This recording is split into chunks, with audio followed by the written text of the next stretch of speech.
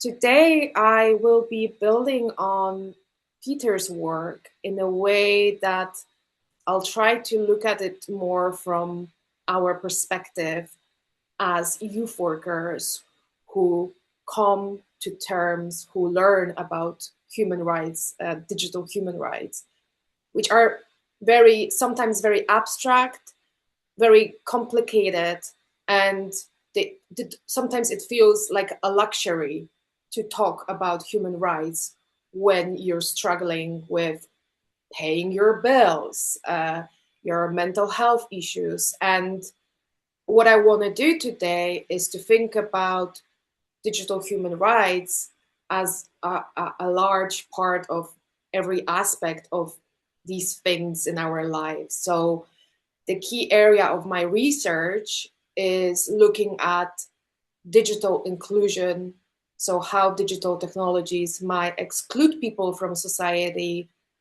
and how they might include them to participate in a meaningful way.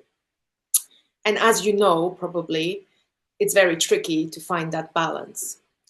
This morning, before starting this presentation, before like setting it up, I started thinking about my own relationship to human rights.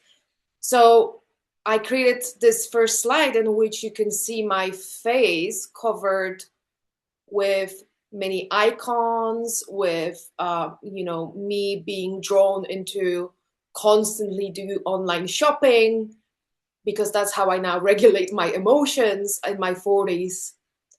And so this little screen here might also give you an example of how you personally engage with all the different tactics digital technologies might use to keep you inside the screen, which is not always bad, but it's about finding our ways in a meaningful way that are grounded in our everyday work, in our realities as youth workers, realities of young people.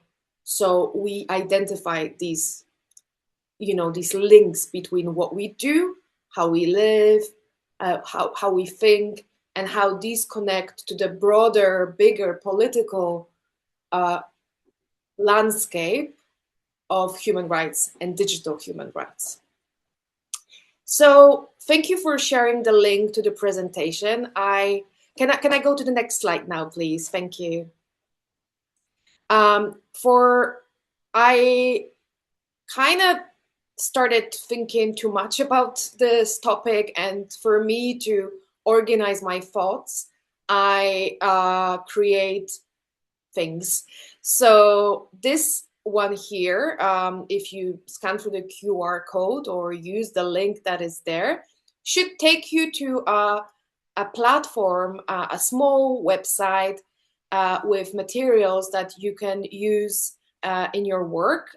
They're not perfect. The translation isn't great, but I would encourage you to either, you can play with it now or after this workshop and share it with your networks. But I will share more information about the work that I do as well, and how you can get involved. So this one, right. So the next slide, if I could move to the next slide, thank you. Thank you. So this is something that we try to do at the Digital Youth Work Research Hub at Leeds University.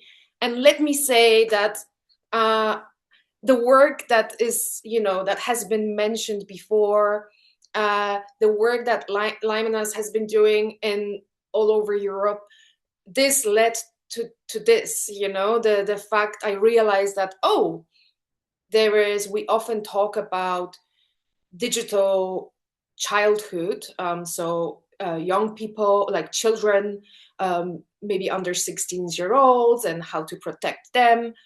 And then we talk about adults. And I think what's often missing is this transition period between being a child and then going into adulthood.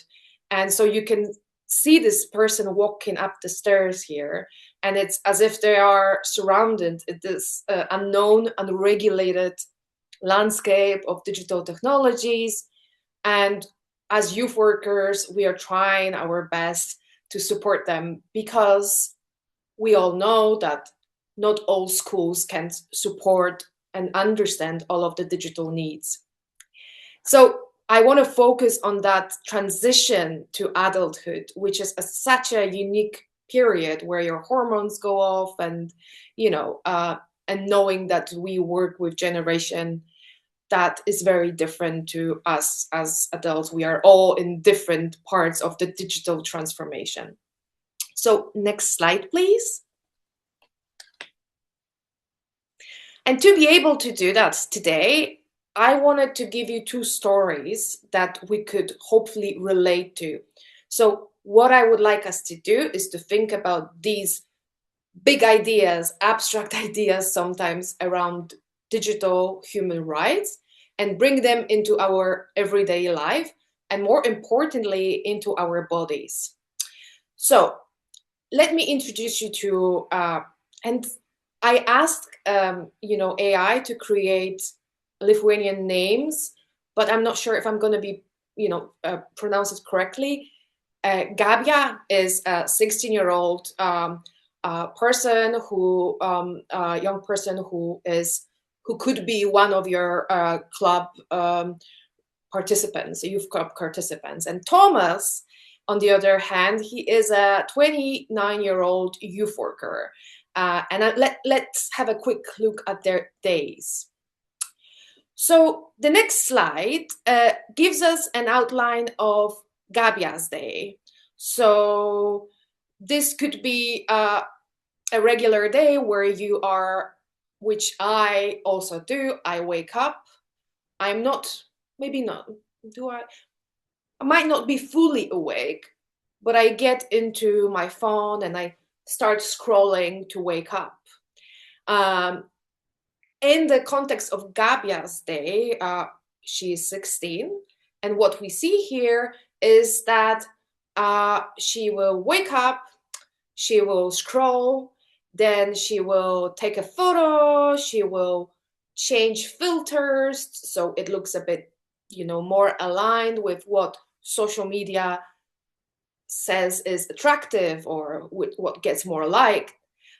In the meantime, later on through the day at 12:30, she will also get to see advertisements. And then suddenly at 4 o'clock, one of her friends will share an image that she didn't consent to. So she didn't know that image was taken. And then at around 11 at night, she's back in bed and scrolling again. So this is also linked to what Peter talked about, mental health and everyday well-being, understanding your emotions, understanding your reactions in your body and how your body reacts to these impulses, social media. And I think having an exercise like this and looking at it through human rights perspective, it tells us a lot on how these human rights unfold through the day. And this is also available on the page that I shared, and I think you should be able to translate it into Lithuanian. And just to see how questions could be asked about, oh, does she have a freedom of choice when she wakes up in first thing in the morning? Or are technologies created in such way that they don't give you choice? They are constructed as big businesses, and their objective is to hook you in and to keep you in. Yeah. So it's little conversations around human rights through different parts of the day. And so when we think about our bodies as well, and the bodies of young people that we work with, we can directly connect digital rights into the body. Yeah. So am I feeling safe? Is what happened to Gabija, her photo being shared by someone else without her agreeing? Is that, how does that connect to the the rights that are there. I will not be going into details because I would love to go in. So, so the next slide, actually, sorry, Limonas, that I'm. So the next slide here, you can have that body map, you know, of how you have the day, and then you have your body. This is the young person, and you can really sort of relate to your everyday activities and areas of your body, and how these rights are actually very much linked to how you live your life on a daily basis. And more importantly, they link to your transition from child to adult in the digital world, but not only, yeah? And the next slide, here I want to focus on your experience of digital rights.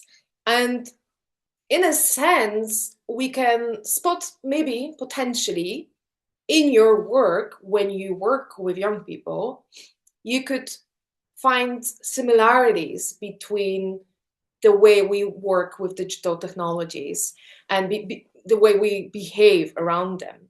So Thomas, the youth worker, 29 years old, he is getting up in the morning, and yeah, there was also something which I don't see here, but he's also maybe scrolling first thing in the morning. He might be getting some messages overnight. He is not really sure about how to respond to these messages, because is this, and I wonder how many of you had this moment where, as a youth worker, when is my time private? Should I be sharing my social media? And if somebody gets in touch later, when do I switch off? Yeah, so I know I've spoken to lots of youth workers that there's a human right to switch off, yeah, and that we should be able to say, okay, I'm offline. I don't need to be available online. And I know that in youth work and the use of digital technologies, this is a new way of working with young people. So we are just learning about these boundaries. So Thomas is worried about his boundary. He then creates a session plan for his youth club using ChatGPT. Thomas is worried about it because he doesn't know if it's a good thing or no, if it's ethical. So then he has, other issues, and then he has questions from young people about like some issues with their technologies, but Thomas doesn't know the platform, because this is as if someone asked me about TikTok, which I don't use. I know it. I would struggle to answer their question. And at night, Thomas goes to bed, and he is scrolling as we do. And again, it's this idea of choice. Is the technology kind of his way to go to bed? Is the technology doing it to him, or is this his choice? And when we think about human rights, it's these fundamental ideas of choice, being able to decide for yourself if you want to be online or not. You don't need to feel the urge to do it. So it's taking it back to our body. So next slide, please.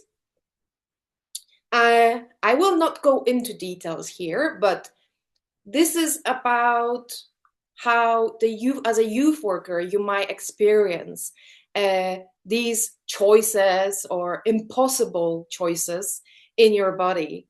And I think it's fair to say that sometimes it's very difficult to find that balance between, I want to have right to expression and participation online. I want this to be a safe environment. I want to be involved. I want to be included. But at the same time, it's about finding the balance. I don't want to be feeling the need that I need to be constantly worried about my safety, about somebody sending me lots of links to advertisement of certain products or fake news, or so it's having those conversations. Next slide, please. And I don't think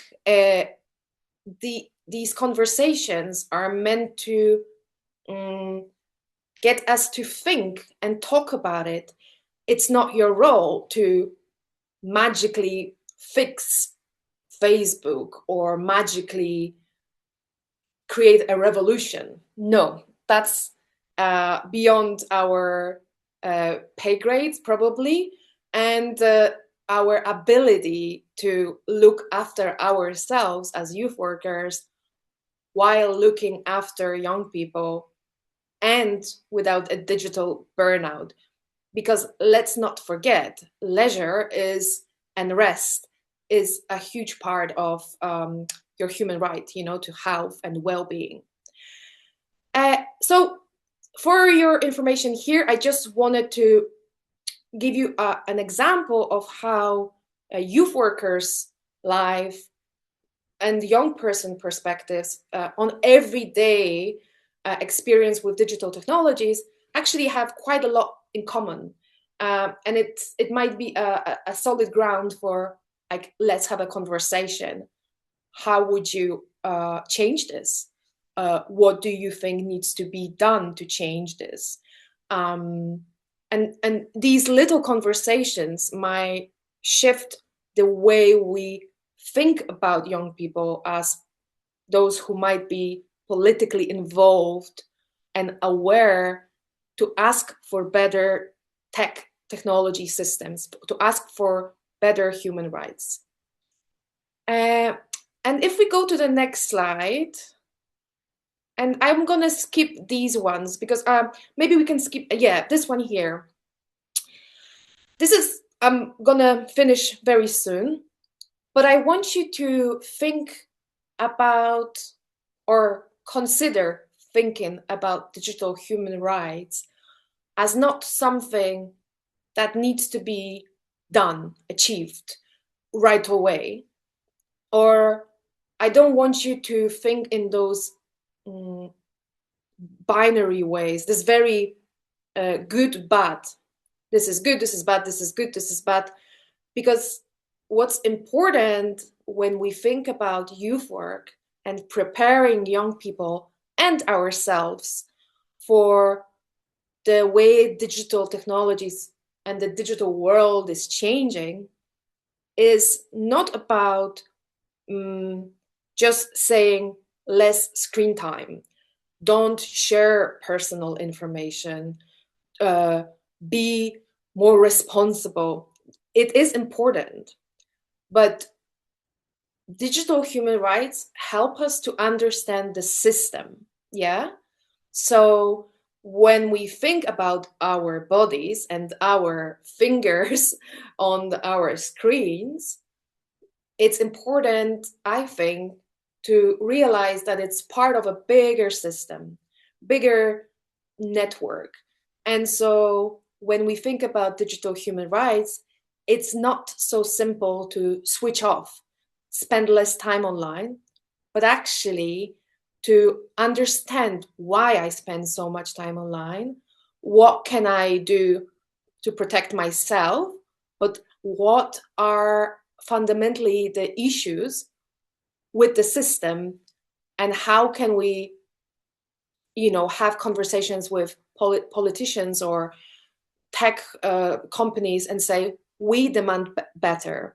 So it's about this awareness, yeah, because there is statistics that jobs will fundamentally change in the next few years. It's important to have that mindset where we are engaging with the systems and always trying to learn without finding one single solution, which is probably we're just going to ban something and this will fix the problem. I think we need something in between. I don't know what it is, And I think our role is also not to bring those answers, but to work with young people to investigate what their ideal digital technology would feel like. And so this is just the last slide after this one. If I could have the next slide. I will leave it at this. I have to say that doing all this work, I am always impressed with what the youth workers are doing.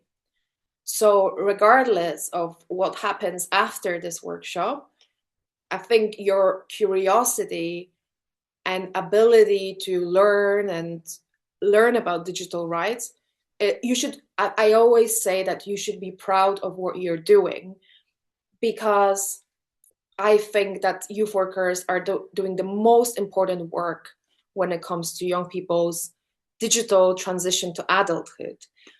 Because very often young people will not go to their parents or will not go to their school. So for that, I want to thank you, and I want to thank you for your hard work. I am very keen to learn from you as well. And for that reason, I've also created some exercise sheets inside the